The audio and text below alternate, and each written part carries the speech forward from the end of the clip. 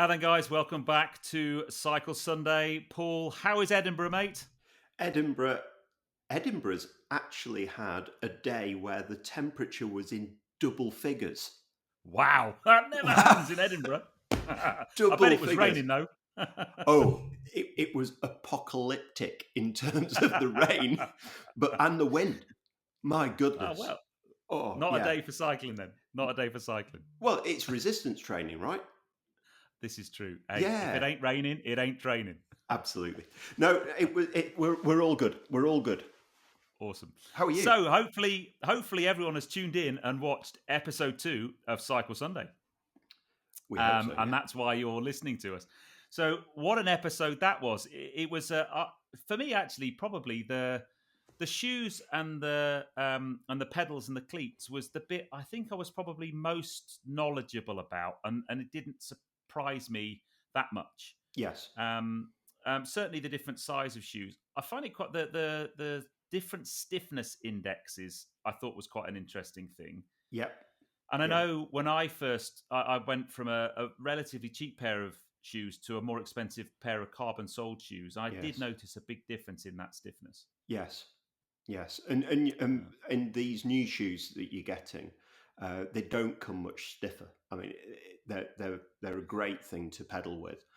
And the thing is, particularly on those longer rides, it's the thing that you'll notice more than anything is just a massive reduction in the fatigue that you get through your foot, because the shoe's doing more work for you. It's a much more stable platform.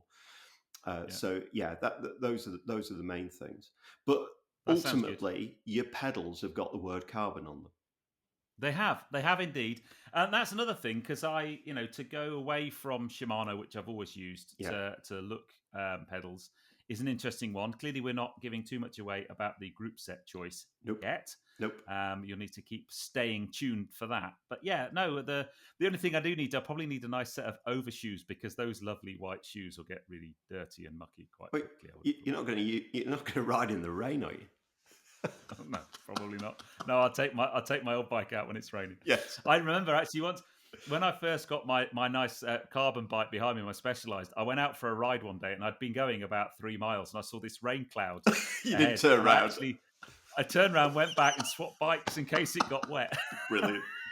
I was like, I can't get this bike dirty. That's great.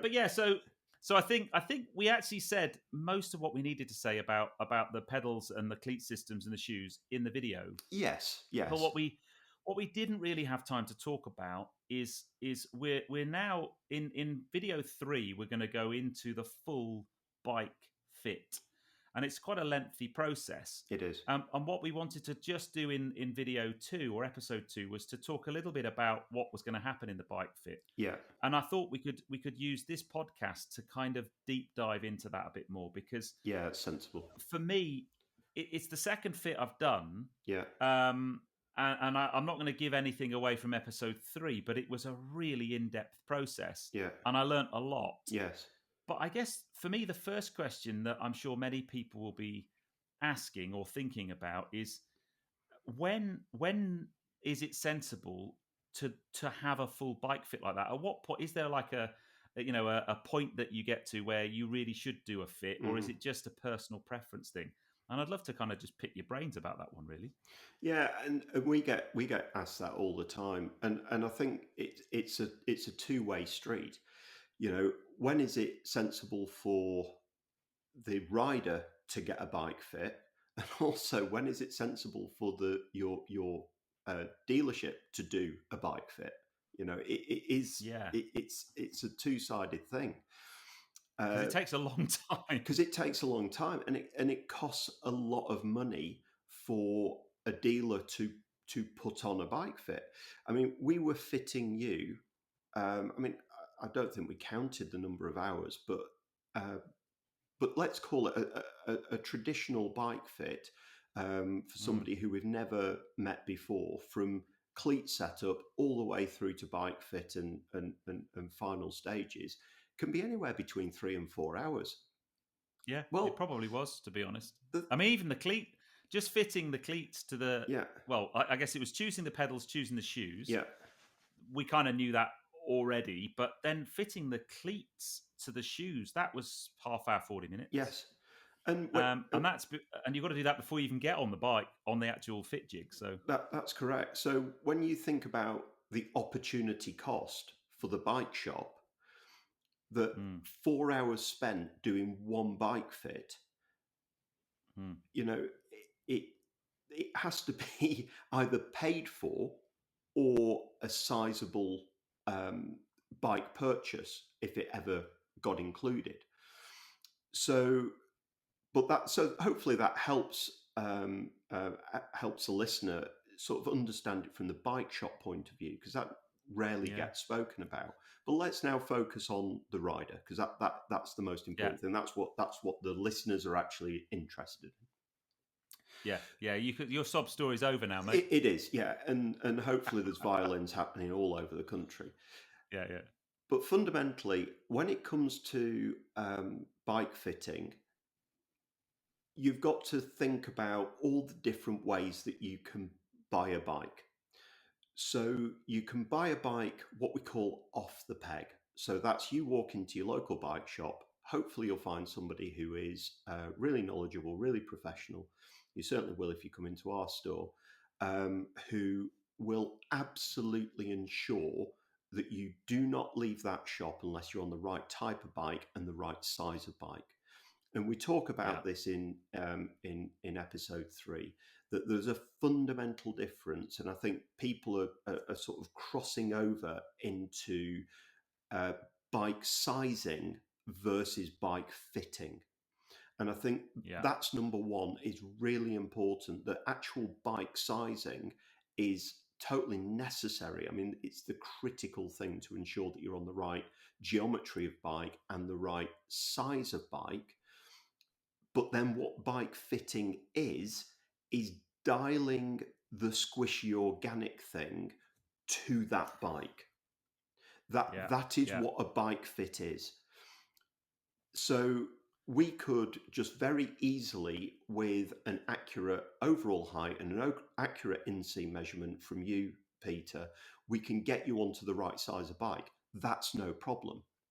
But then you've got to consider, first of all, body proportionality. So that is you've got an overall height, and then you've got the relationship between your leg length and your torso length. Now, or in my case, massive legs, itty bitty torso. Well, genuinely, where you put your internal organs, I have no idea. Because guys, this fella has got the most disproportionate leg length I think I've ever seen. But fundamentally, and that's why if you went on Peter's overall height, if you look at the frame size that he was sold on his Specialized, is actually a size underneath what you should be riding. But for majority of bike shops, when they just walk in and they just see your overall height, they'll just go, oh, you need to be on X, Y, and Z frame size. Whereas when we take into account your inseam measurement versus your overall height, we turn around and go, whoa, hold the bus. We can't get your saddle height on the frame size that your overall height is saying you need. So what's really important is that you consider the inseam measurement against the overall height. And, you have some people who have got a long back with a short leg. You've got some people who like Peter, has got a long leg with a short torso. And then actually I'm quite half and half, really. I'm quite what we call neutral. So it's really important. Short legs and short body. Short legs and short body. You're cheeky. So it's really important to understand that first. The next is then the body width. So you've got 3 body widths. You've got ectomorphic, mesomorphic, and endomorphic. And just to put that into a thought, ectomorphic. Imagine a fell runner. Your Mo Farah type guy. Gangly and athletic. Yeah, incredibly narrow skeleton, and yeah, just very, very, very narrow skeleton.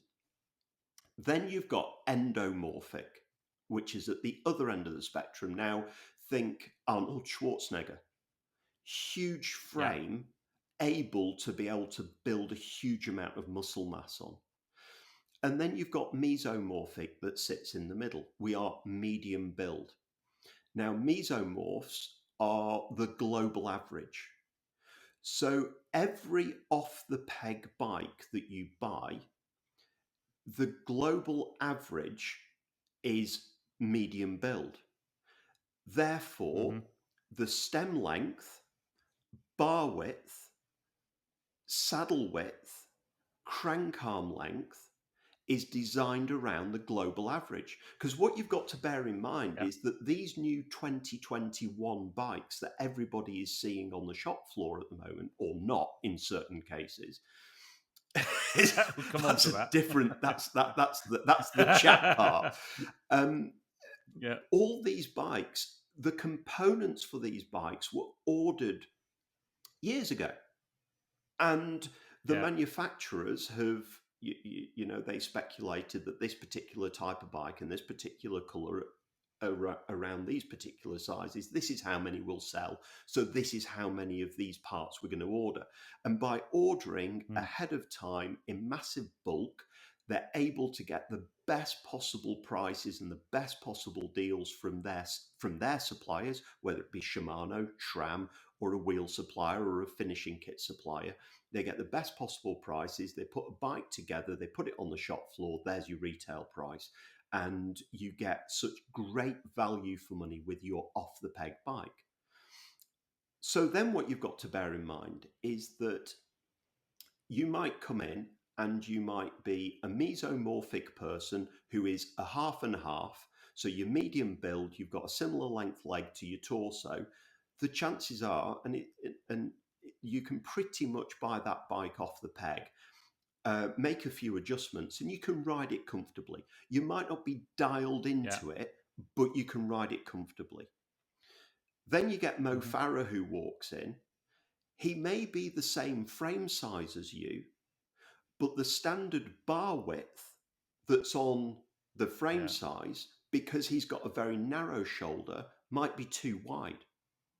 Now, a bike shop can't just take a part off, put an ideal part on for you, and then sell that bar that came off, because it's already been fitted to the bike. So you can't take something off and then refit it. So that is the cost to you. And it's really worth doing, because you can take your off-the-peg bike, just change the handlebar width, and hey presto, you've now got a bike that will feel 10 times better for the cost of a handlebar.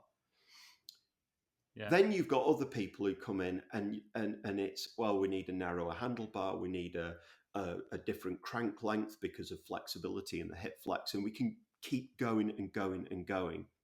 And it's at that point where you're starting to move into potentially it might be worth the extra expense of looking at a custom build.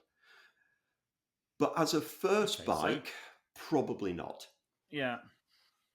So I get, because I had kind of assumed that one of the drivers might be, when you get to a certain cost of bike, a certain budget, I don't know, let's just say £2,000. Yeah. When you spend more than £2,000 on a bike, it's worth having a fit.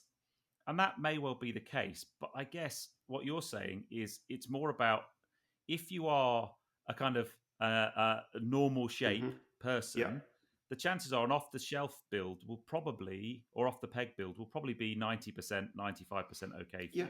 If you're, like me, a slightly awkward shape, that's the trigger, irrespective of how much money you're spending on a bike. Yeah, and that's also down to good advice from your bike shop as well. Yeah.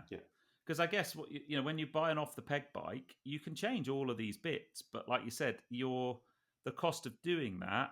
I mean, I know when I fitted my Specialized, I needed to change the stem length. Yes. So I had to buy a new stem and put that on the bike.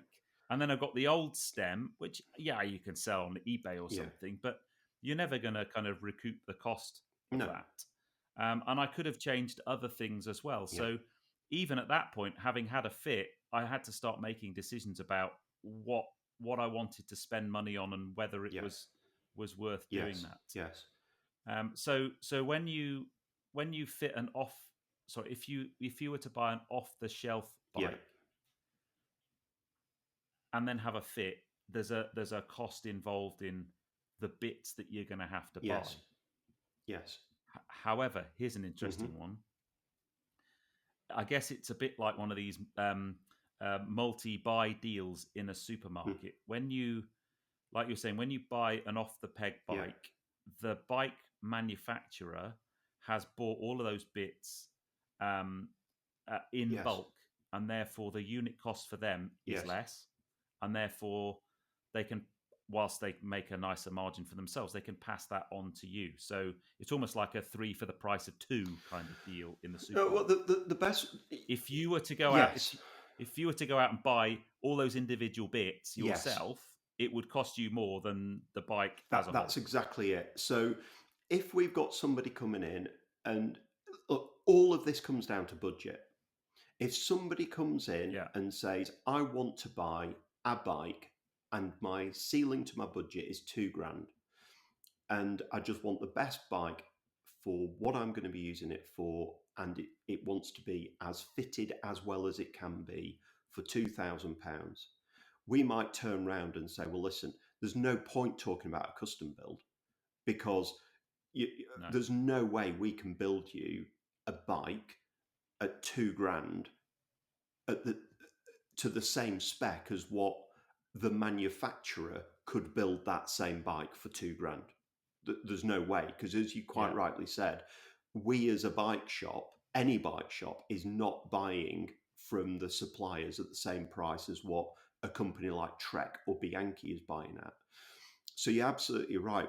We would turn around to somebody if they've got a ceiling of $2,000, and we'll say, well, listen, let's have a look at a bike at maybe 16 to 1,800 quid, and then look, if there's parts that need changing on it, I'd much rather sell your bike at 1,600 quid and put the correct width of handlebar, the correct length of stem, and the correct saddle on the bike than sell you a $2,000 bike that hasn't had any of those adaptations and changes done, because fundamentally you're going to have a better riding bike. It's going to feel much better to ride.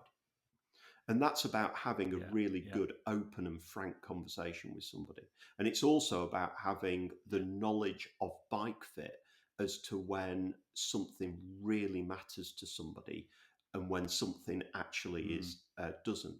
Because the other aspect that we've not spoken about is a rider's body adaptation.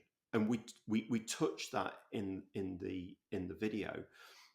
But if you've been used to riding a flat handlebarred hybrid or a commuter or a mountain bike for goodness knows how many years, the first time you get onto a road bike, frankly, it's going to take you between sort of 2 and 3 months to just get used to being in that riding position. So if I fitted you from day one, the chances are it's going to feel so alien and so horrible that you won't actually want to adapt to it. Whereas if we put you on a bike that is, it's going to fit well, but it's in quite a familiar position, it'll then allow you to go through that body adaptation and just get used to riding that type of bike. And then later you can go into the fitting process if you feel it's going to be value for you. Yeah. And I know when I bought my first road bike, I actually won some money at work. I won some vouchers, and I thought, you know what, I'm going to use these and I'm going to buy myself a bike, because I'd always fancied a road bike, and I had a friend of mine who got into cycling, but I didn't know whether I was going to like it or not. I kind of had a good feeling I would, so I didn't want to go and spend an absolute fortune. So I remember I had a £1,000 budget. So this is 2009. So it's a few years ago. £1,000 budget, and I went and bought. Again, I asked around, and I bought from a brand. I ended up buying a Giant, and someone said, "Look, they're a manufacturer that buys in bulk, and you get lots of kit for your money, and you get quite a lot of bang for your buck." And I thought, I'll spend £1,000, and if I like it, great. I can either upgrade the bike or just buy another one down the line. And if I don't like it, I spent £1,000. I could probably sell the bike for half that and put the money down to experience. So I didn't fit it. I probably bought the wrong bike size again. But I really enjoyed it. But what I then did to that bike was slowly start to upgrade it with things that I guess don't necessarily need a fit for. I put some really nice wheels on it, for example. And that made a big difference. I did have to change the stem because I wasn't quite comfortable. But I didn't have a fit. I just did it myself. But what that taught me was doing it yourself, and definitely what this process has taught me is doing it yourself, especially if you're going to start spending money on components that are made of carbon fibre and cost lots, actually probably isn't a particularly sensible thing to do. If you're going to start chucking a couple of £100 at a component, I don't know, a carbon fibre stem that's going to cost you £150, you're probably better off getting a fit and making sure it's actually the exact right size that you need. I've just thought of an analogy. Yeah. Oh, here we go. Incoming. Think about you decide that you want to go and do track days. Yeah. So what you do is you go on Piston Heads and you go and search for a few bits and pieces, and you end up, let's say, look, there's a little Renault Clio 172 there. That's going to be great as my first track day car.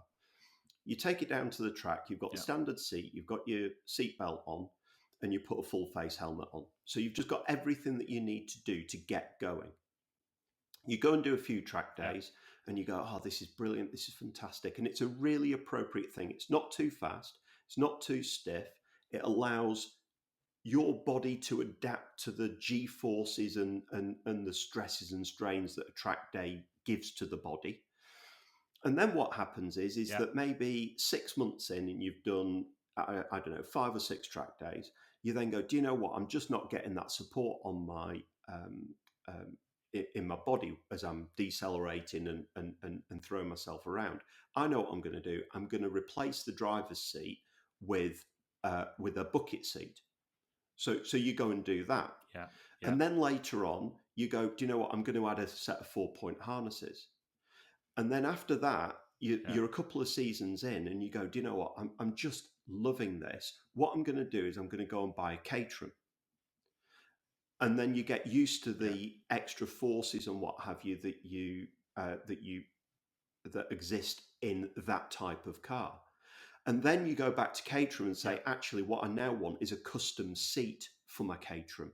And you see where I'm going with this. If you on day one went and bought a Caterham 620 and you went kill yourself.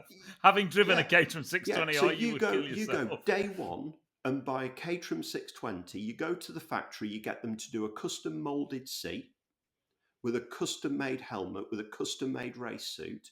You probably do one track day before you sold it because it's too much of a change from driving your BMW 320 down the motorway to your job and then suddenly jumping into this. And you've got to think about bikes in the same regard. You're starting from zero. Go and get your off the peg bike. Get used to riding it. As you start to enjoy it, then start to adapt it. Put some lighter wheels, nicer tyres on. That bike becomes your winter bike. You then go and get a nicer bike. You then start to talk about bike fitting. And it's a staged process. But ultimately, the thing that you should never, ever get wrong is the advice on the correct size of frame from day one. And each frame manufacturer sizes differently. So don't just go, because I ride a 58 in that manufacturer, I can ride a 58 in that manufacturer. It's important to get that relationship with the bike shop. And the other thing I think is it's like any any sport or activity you get involved in, the more you do it, the more knowledgeable you become about the options available to you. So, when I first bought a road bike, I kind of knew they had derailleur gears, and that's about it, really. And then you start to realize or learn about different types of frame. You start to look at people with the different gears and the different, and then you suddenly that molds itself into, I'd like a bike that has this and this and this and this, and you build this in your head. You build this dream bike, and what I'm finding fascinating about this process, and why, because I think we can move on to the whole custom build thing, is when you do a custom build, you've got an opportunity to literally cherry pick the individual things that you want and put them on a bike, so that it's not just right in terms of fit, but aesthetically it's right, technology it's right, brands that you like is right, and that's the exciting thing. However, and I guess there is a big however, that costs money. So because I think one of the, before we move on to the custom build, because they're linked together, maybe it's worth us just briefly talking about, on the fit jig that we're going to use in episode 3. And we'll talk more about the process in the podcast of episode 3, but the kind of things that I can change or spec on the bike based on a fit jig. Because we've talked about the frame size, that's based on those 2 measurements. You get the right frame size. But then the other things on the bike that you can choose the size of, because the wheels are the wheels, but I guess you could choose the width of the tire, but that's not to do with the fit process. I guess it's the cranks and the length of the crank. So the length of the crank arm, and there's so many people who think that the length of the crank arm is from a fitter's perspective, it's not about how much power you can deliver through the pedals. From a fitter's perspective, it's also down to the flexibility of the rider, and particularly on the type of bike that you're looking at is relatively aggressive. It's pretty much as you would describe, bum in the air and head on the floor type riding position, and that opens up a whole load of biomechanical advantages in terms of glute activation, core stability, and all of those things and all those nice things that aid riding and aids power. But ultimately, if the rider hasn't got the flexibility in the hip flexor to have your torso relatively low and your femur coming incredibly high, going over the top of the pedal stroke, then reducing the crank length will allow you, because the video goes into more detail. I don't want to deep dive that just now. That's episode 3. This is the problem with these, because there's so much cool stuff to talk about. Like, no, we can't talk about this in episode 3. But crank arm is a lovely way that for somebody who wants a relatively aggressive riding position, but struggles with hip flexion. I've got a 9-degree difference in my hip flexor between left and right. 9 degrees. And that's just because of a mountain bike accident that I had years and years ago. Just ran out of talent again, and essentially, and essentially, I can't bring my left femur as high as I can bring my right, so I adjust that out with my riding position and my crank arm length. And it works absolutely great. But then you've got everything. You've got bar width, you've got stem length. And that's the other thing about handlebars that people don't understand. So, for example, if you had a trek bike that came with a pair of Bontrager handlebars and they were 42 centimetres wide, the 42 centimetres is measured from centre to centre across where the hoods go, whereas the width of the handlebars on your handlebars that I'm not going to mention what they are, because otherwise it'll then give it away later. For goodness sake, this is so hard. Oh no, they know the Yeah, bike. no, they know the bike frame. They by don't know now. the bars and what have you. I've not seen that yet. Yeah. Yeah. The The bars are very lovely. sexy. But the thing is, what you don't realise is that the width of the handlebars is measured from the centre to centre of the drops. But the drops are tapered out. So in Yeah. the same position as where the centre of the hoods are is 2 centimetres narrower than the Bontrager bar.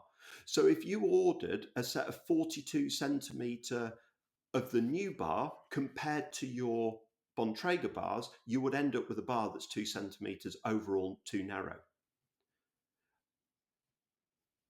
See, this, I guess that's the tightrope that you walk when you're DIYing, when you're Yes. buying stuff yourself, is that you may well think that you're knowledgeable and know what you're doing, but there are lots of things that very can trip you much. up. And you've got to bear in mind, we eat, sleep, and breathe this industry. I don't do anything other than work in the bike industry. And I think it's really dull. Really dull. Yeah, it doesn't have. I mean, I thought of changing job to be an accountant, but decided no. I'm going to stick with bikes. But it's one of those things we. Well, you're very good at it, so I'd stay, mate. I'm definitely better at bikes than I am numbers. But I think ultimately, you know, what frustrates us in the bike industry is we have a lot of people who have a little bit of knowledge, but then you know that throw a lot of stuff at us, and it's just incorrect. And all we are doing, we always have to remind people, we've no agenda. All we want to do at Criterium Cycles is just ensure you're on the best kit for you. It's all we care about. Yeah. So let's talk about the Yes. whole custom build thing, because it's been a dream of mine since Yes. I got into cycling properly. I Yeah. mean, I've been riding a bike since I was a kid. But the thought of having a bike Yes. built for me has always been something that I've wanted to do, certainly for the last few years. And the benefit of doing a custom build like we're doing is you can choose everything. The whole works. You can select. You know, we started off with the frame in the last video and chose the frame from the frame builder that we want, the style of frame that we want from them, the color. And I guess one of the things we didn't talk about with the Bianchi frame is we chose Celeste Blue. But they do, like many car manufacturers, they kind of do a custom paint scheme as well. You can pretty much spec. Yeah, well, what's really nice about the Bianchi, so Trek do a system which is called Project One. And Project One, if you wanted neon pink with neon orange with neon green highlights, this is an American brand. You're the customer. The answer's yes. Now, what's the question? Yeah. What's the color? Yeah. When it comes to Bianchi, their scheme is called Tavolozza. And you can choose any combination from their configurator. But ultimately, Bianchi have got the right that if you choose something and they do not feel as though it is appropriate for their brand, they will not build it. They will not paint it for you. Yeah. Really? That you can have any color exactly that they like. it. And we've never. And to be fair, and I love that. Amazing. I absolutely love it. Yeah. Oh, that's brilliant. I mean, I know when we were looking at specking the frame, you spec'd an Ultra XR4. I just wanted to colors. Yeah. Golf oil colors. And the biggest challenge we had with that, because we did look at it, is the lead time on that was it was restrictive for us with this series of videos. And I guess that's one of the challenges I think we've mentioned already is bike frame availability right now in the world is pretty Peter, limited. it's But everything. that's It yeah. I oh, mean, what I was going to say, we'll come on to that in a yes, minute. Is buying the yeah, bits of what so we've chosen the ultimate frame, but the really cool thing now, and I have to be really careful not to give away yes, too much in yeah, the next episodes, is we can now yeah, onto that bike put whatever yeah, components yeah, that we want, that not only are the right size to make the bike yeah. the right size for me, but just Well, it's everything. what It's whether gear that's what ratios. brand of It's crank arm length. yeah It's do we go? gear ratios. Sorry, what gear ratios are we I think having? they're going to be Are we appropriate for what your for your stature and your and your experience. oh, this man is a nightmare. He will not tell me what gear ratios. Now we haven't got to that video yet, so I'm definitely stealing our thunder. But he just won't tell me what the Yeah, gear ratios are he's putting on it. a triple. I want a triple. Well, you can go whistle. So, Yeah, but you're absolutely right with the custom build. It's not just the fact that we're looking at stem lengths and bar widths and that sort of good stuff, but I mean it's everything.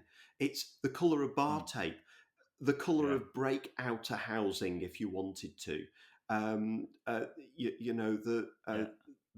whether you wanted a sintered or an organic brake pad, whether you want what depth of wheel that you're looking for, whether you want the stainless steel bearings or ceramic bearings, whether you wanted different gear ratios, crank arm lengths, colours of pedals, titanium axles, and mechanical gears, it's endless. gears. What saddle width do we need? What saddle length do we need?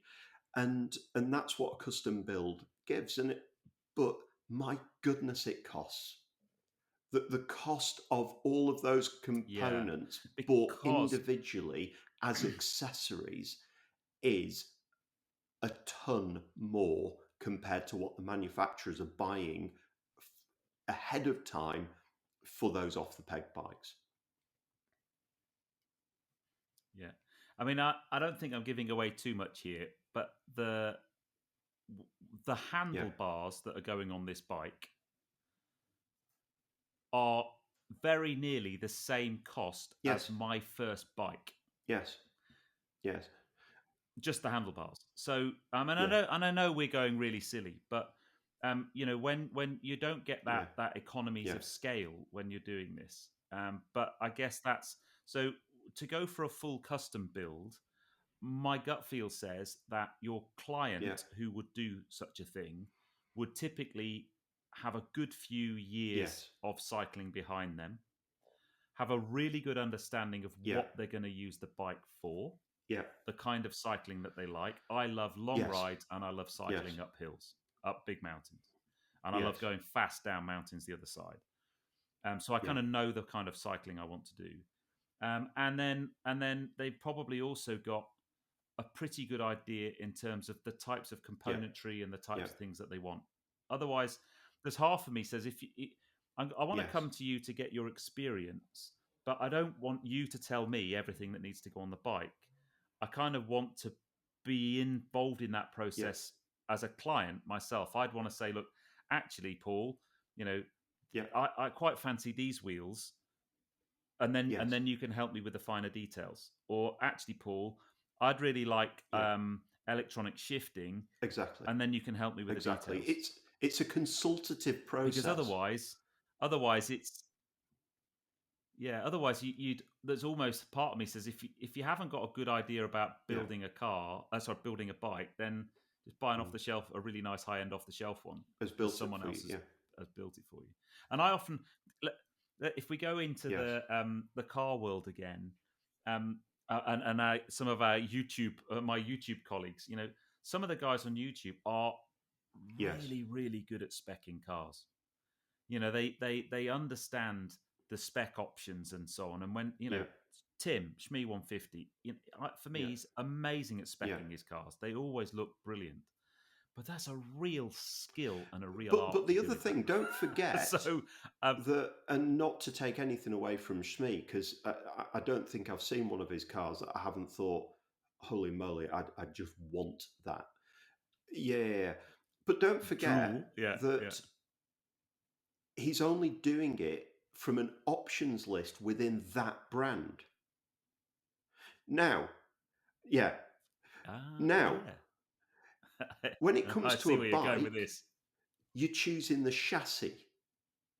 You're then choosing the steering wheel. You're then choosing the wheel manufacturer. You're then choosing the gearbox manufacturer. You're then choosing the seat manufacturer. Yeah.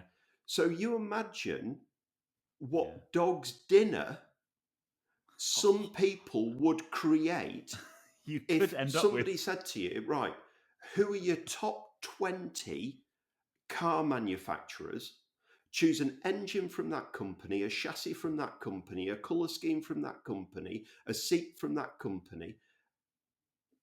The dog's dinner that you could end up with. Yeah. So this is why it's so important to have the knowledge and experience that you've gleaned from your experience, because you're going to get a bike that's going to look sensational, that everything's going to work not only harmoniously together from an aesthetic and a visual point of view, but crucially, every single part and component is going to work from a compatibility point of view. Yeah. And that is where we see so many people on sportifs just broken down at the side of the road. I'm not talking about them, hopefully. I'm talking about why did I go on this ride? But their bikes, because they've just put together something that just was never going to work, and it explodes. Yeah. And one of the things I like, because I'd never thought of it that way, it is like building a car where you can choose all the bits yourself. Yeah. But the other thing that I found quite interesting working with you and the different brands you work with is clearly we're building a Bianchi bike, and I've been a big Bianchi fan for a very, very long time. Yeah. But I'll be quite honest, I'd never had or experienced any Bontrager stuff before. Right. It's a brand I knew about because they're associated with Trek and I've heard about them. I might have had Bontrager tires on a bike before, I think. Yeah. It's probably a brand I wouldn't have considered for the shoes, for example. Yeah. So my current road shoes, in fact, they're here for the guys watching on they're Specialized.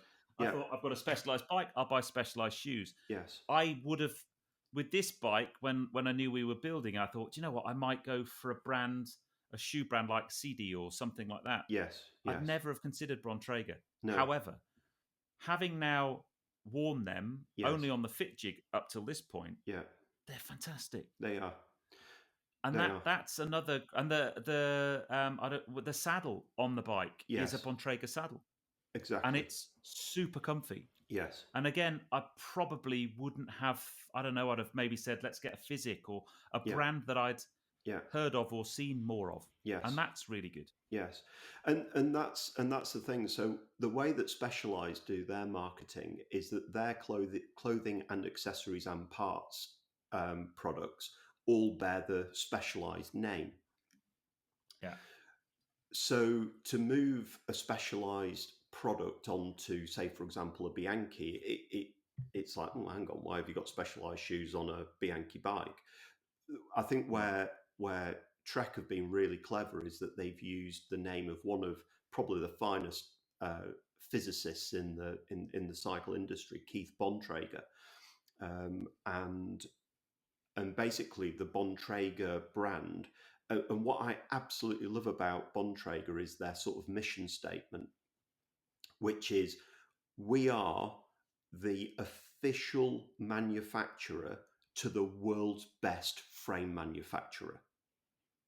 Nice. That is their absolute belief that that Trek manufacture the world's best frames, whether somebody accepts that or not, it doesn't matter. That's Bontrager's true belief, and they Yeah. eat, sleep, and breathe that.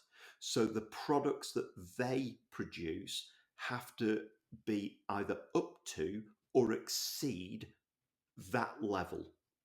So Yeah. everything that you're buying, where a lot of people have problems, is that obviously Bontrager uses their name on some of their sort of entry level original equipment stuff as well.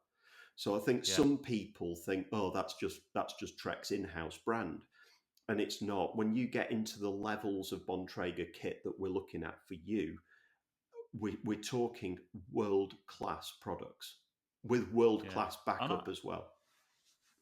Yeah, and so that for me is good. I mean, don't get me wrong. I came to this project with some, again, this is the brand that I would like to work with. And again, we're not going to talk about group set because that's a separate video. Sure. But that's the great thing about custom is you may well, you might like a particular frame, but the off the peg bikes come with a particular manufacturer of components that you maybe aren't so keen on. Sure. So you can have, all right, I'll have that frame, but I'm actually going to put these components on it. Yes. So yeah, the custom build thing is interesting. The final thing probably to mention, which I think we kind of touch on in the video a little bit, we definitely talk about in video 3, but we're not treading on our toes too much, is one of the things to bear in mind with a custom build is if I came into your shop and bought an off-the-peg bike, and it was the right size, and then you just dialed it into me with a fit, I could probably walk away with that bike that day, maybe the next day. If I'm going to do a custom build and I have a fit like I did, I ain't going to have the bike the next day because you've then got to order all those components. And the lead time on some of those components can be quite long. Yes. And I think we were saying before we started recording the podcast today, I think we've been quite lucky with the lead time we've had on the bikes. That's meant we can actually build the bike. We've won a watch. We really have. I mean, some of the lead times that the manufacturers are talking about at the moment for even manufacturers to buy components is ridiculous. I mean, I think Shimano at the last count for their mid-range, their mid to upper range group sets like 105 and Ultegra. If a manufacturer wanted to order them to build more bikes, is around a year to 18 months. I mean, and even as accessories, I mean, we're hooked into some of the biggest distributors for getting parts to keep you on the road, and some gravel components at the moment are. I mean, we're being quoted lead times at the moment of September to October before we're going to get basic components like derailleurs and those sorts of things. Yeah. So I think it's a real challenge, isn't it? Even just, I know bike shops, you guys are super busy just with people, bikes, maintaining them, doing the servicing and those types of things. And if I rang you up today and said, "Can you service my bike, Paul?" It's probably a few weeks before you can even get it. Well, what we've now done is we've actually closed our workshop to anybody unless the bike's from us. Wow. Yeah, because again, this is probably for another podcast, but a bike shop doesn't make a lot of money by servicing bikes, So what actually keeps our lights on is selling new bikes. So you want to look after the people, like really cherish the people that keep your lights on.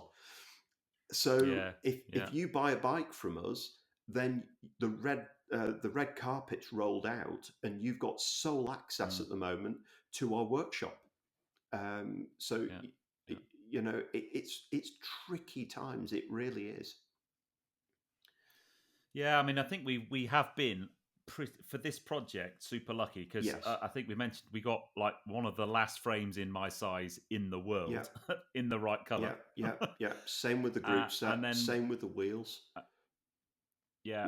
So I know obviously at this point we haven't said what the group set and what the wheels are going to be, but oh my God, they're so Oh, sexy. it's just lovely. It's absolutely lovely. So let's talk about what's coming next then. Mhm. So the next episode of Cycle Sunday next week. Yeah. Basically, the scary thing is, people, I don some lycra, which is mentally damaging for many of us. So I'm going to don some lycra, and then it is now.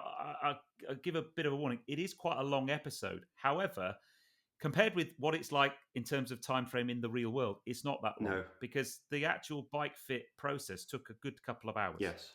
So we're going to fit the cleats to my shoes, and then get me on the fit jig, and then basically dial that fit jig in, and get the measurements that you need to then order the right components in terms of crank arm length and handlebar size. And saddle and all that type of stuff. And the beauty about the jig, it's a fascinating. and the beauty about the jig for us is the fact that it also spits out the measurements for me to give to my technicians who's going to build your bike. So it means that the technician is only building the bike once. And when you have, it's so important when you're looking at full integrated systems, as we're looking at. To just change the handlebar height on your bike is, in the workshop, it's 4 to 5 hours. Jeez. So, because one of the things and again, this is like dropping some teasers in. This bike has no external cables at all. Correct.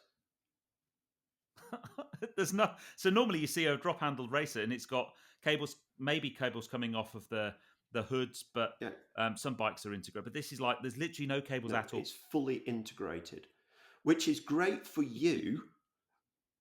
And actually great. Not great for your technician. Yeah, I was going to say it's great for me.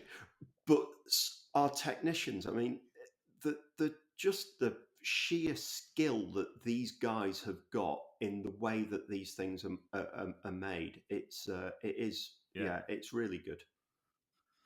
But it's a long process. It is. I found it fascinating, and one of the things, and this is why I think anybody who's not had a bike fit done is great. A great watch is. It's maybe the most counterintuitive process I've ever done. Yes. The things that you think will work don't, and the things you think definitely won't work do. Yes. And it's just doesn't make sense. No. And it doesn't make sense right up until the point you say, right, that's you on the bike, and you think, oh my God, I could cycle like this all day long. It's amazing.